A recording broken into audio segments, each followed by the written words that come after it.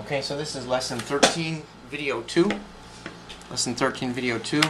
In the previous video, we talked about carboxylic acids, hydrolysis and synthesis of amides, hydrolysis of imides, and we left nitriles and acetic anhydrides or acid anhydrides for this video. So first of all, nitriles. We're going to talk about the nomenclature briefly. I think I won't talk about it. That's in there, but I'm not going to talk about it.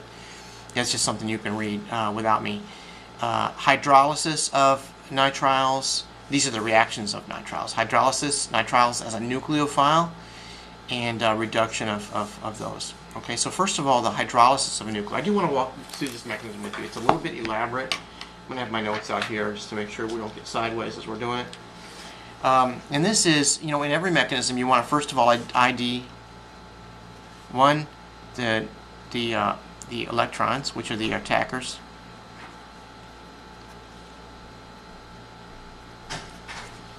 And two, the nucleus, which is the target, right? That's how we all do every mechanism. So here it's pretty obvious, I think, which is going to be the target. It's going to be that hydrogen right there, the acidic hydrogen, and the electrons may be obvious too. So let's start there. Boom. Right. This is going to give us. Okay. Now after we have that, we have something that's not so obvious, I guess, except we've really emphasized that a carbonyl-carbon is trigonoplanar and electron poor. Therefore, it is very vulnerable to attack. This is more than trigonoplanar. This is linear. This is very, very open, and it's bonded to electronegative element with a plus charge on it. So this is like a sister. No, it's like the not a sister. This is like the monster little brother of this guy right here. Right? Remember when we protonated this? We did that to make that carbonyl-carbon more vulnerable to attack. Well, protonating this is going to make that more vulnerable. So hopefully that's obvious. That's going to go there. And I haven't left myself room for the rest of that mechanism. That's the part I want to emphasize. Of course, if that goes there, these have got to go here. So we're going to have that.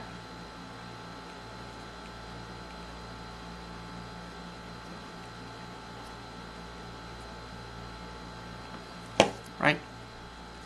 And so you see you've got a proton here. As long as you're writing your formal charges, you've got a note to yourself what it is that's going to have to happen next. So there's a couple versions of what happens next. First of all, you see a nitrogen with a lone pair of electrons on there, and that's like ammonia, right? So you may be expecting, you see a base here and you see an acid here. You may be expecting these to come over here and attack that. That's what I would do.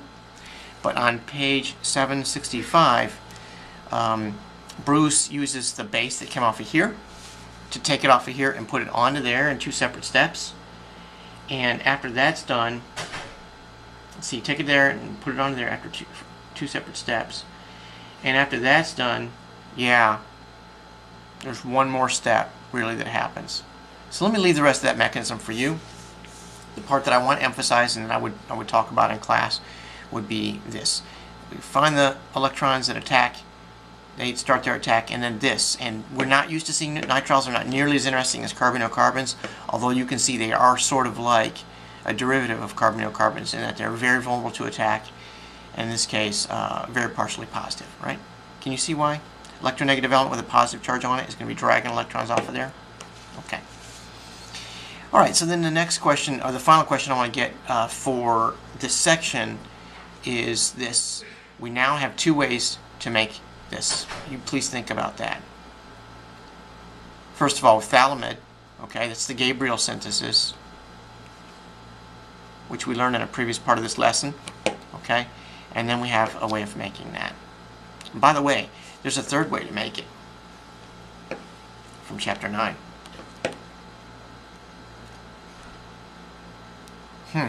Interesting. Okay, all of those are going to be helpful to you if you can appreciate them. You maybe should just memorize them, write them down and memorize them. Okay, and then the final thing is anhydrides, and I want to say almost nothing about this. Anhydrides are we're back into back into the same mechanism that we've had for this entire chapter, and that is it starts out like this, okay? And if anhydrides is in the context of anhydrides and our mechanism starts out like this, I want to ask you, what is the leaving group? Okay? And then the next question, which is a little more, not quite so narrow, what's the nucleophile? Why is L a good leaving group? Okay, and then the nucleophile is more of an open question. And that's all I want to say about anhydrides. The nomenclature is, I think, going to fit fairly nicely in your heads when you have a look at that. Okay, that's lesson 13. We'll be working on lesson 14 here, and by God's grace, we'll have it done before tomorrow. Best wishes.